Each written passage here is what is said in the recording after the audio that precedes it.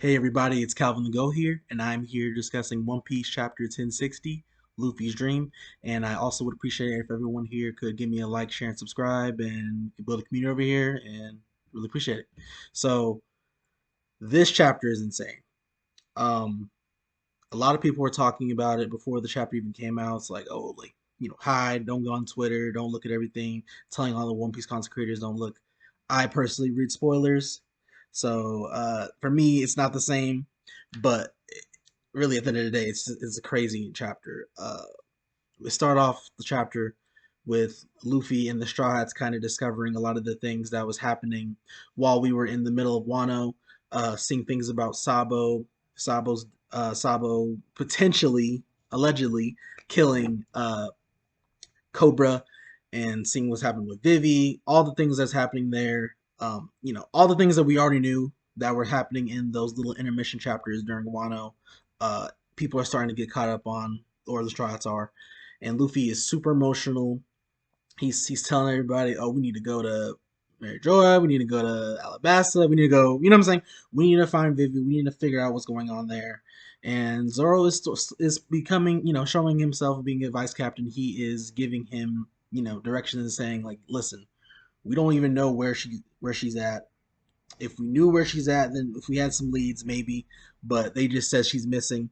And I gotta really respect Zoro here for that. He is being a voice of reason. Everyone is being really emotional, and it makes sense. I mean, they hear that someone they knew died, that one of their potential Nakama is in danger.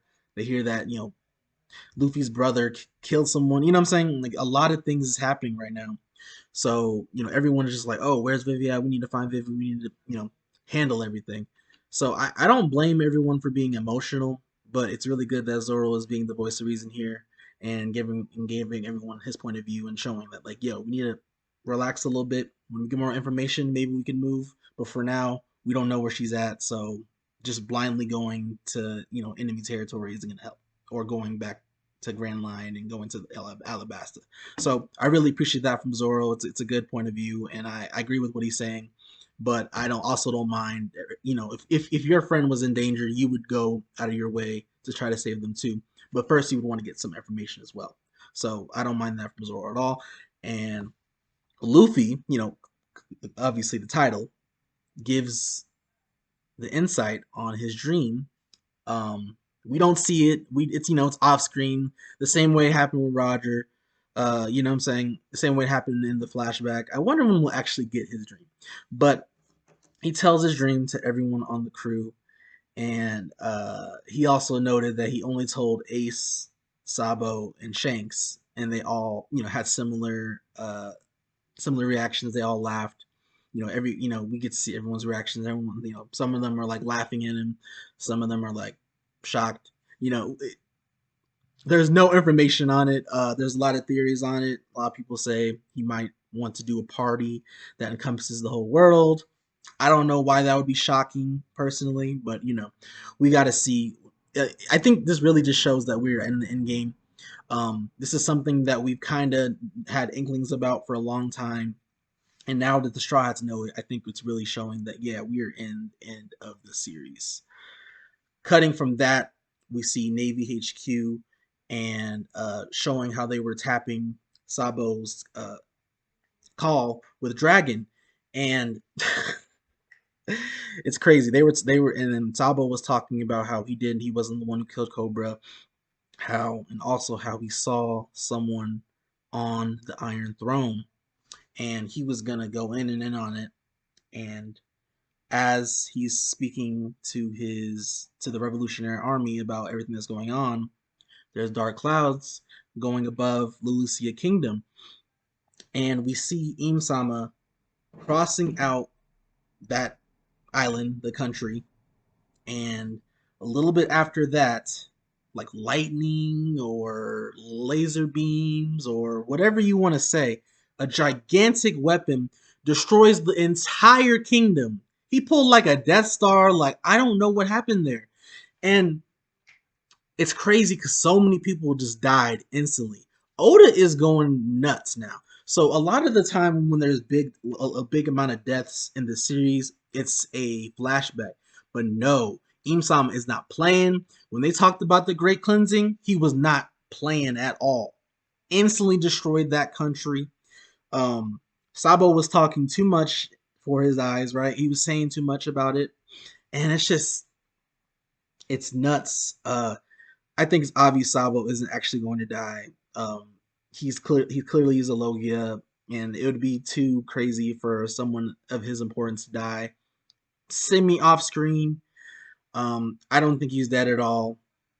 But rest in peace, all the people on the island. And now that we see that the island actually got destroyed, I don't think Vivi is with him. And it's really interesting to think about how all the people from the incident in Mary Joie are separated. And we'll get into someone else who was involved in that incident as well. Vivi isn't with Sabo. Sabo got lost his other members. So what I'm saying? Like there's a lot of things happening there. And I wonder if Kuma really did get to slap them away. But I don't know how that worked because he still had the robotic mind. He basically lost himself. He basically is a dead man, but working as a robot. So I wonder what happened there back in Mary Joie with the revolutionary commanders clashing with the admirals. Um, quick tangent there. But going on from there, we go back to the Straw Hats. It's a couple days after Luffy reveals his dream and everything there. They're at a winter island, and it's snowing. The weather is crazy. Everyone's in like winter gear, kind of like how back in Punk Hazard.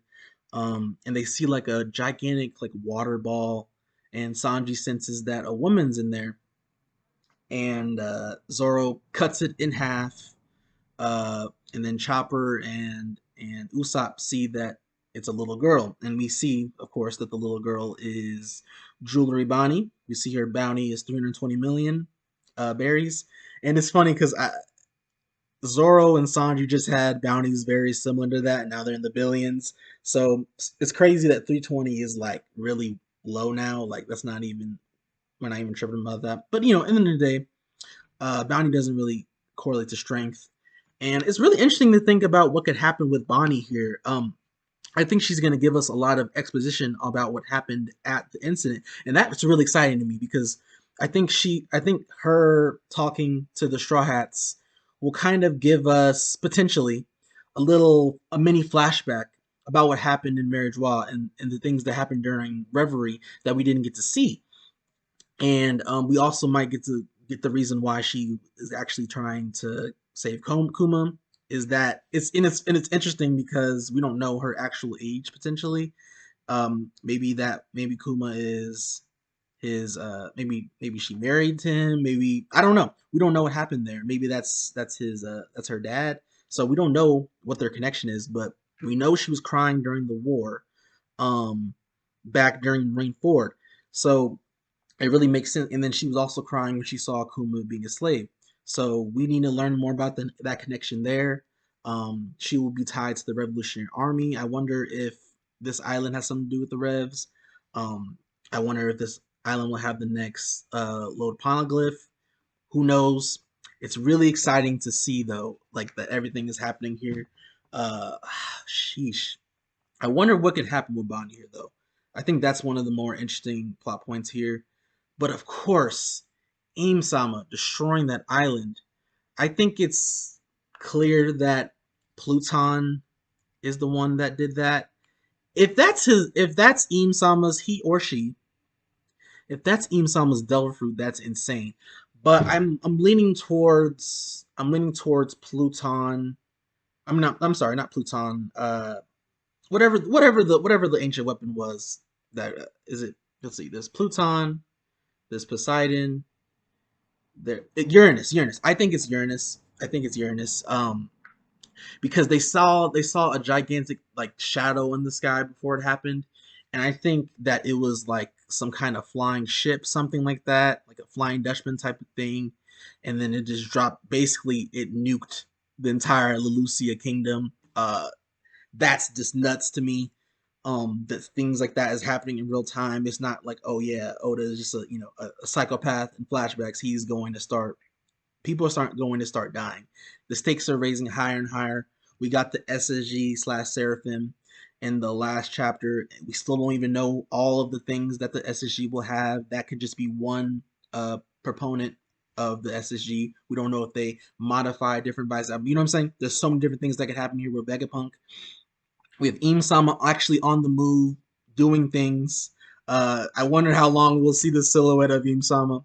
It's really insane what's happening here, and I'm really excited to see what happens next. I appreciate everyone for watching the video. It really helped me if you guys could subscribe and share the video. And it is Calvin the Goat. Peace out. Have a great day, everybody.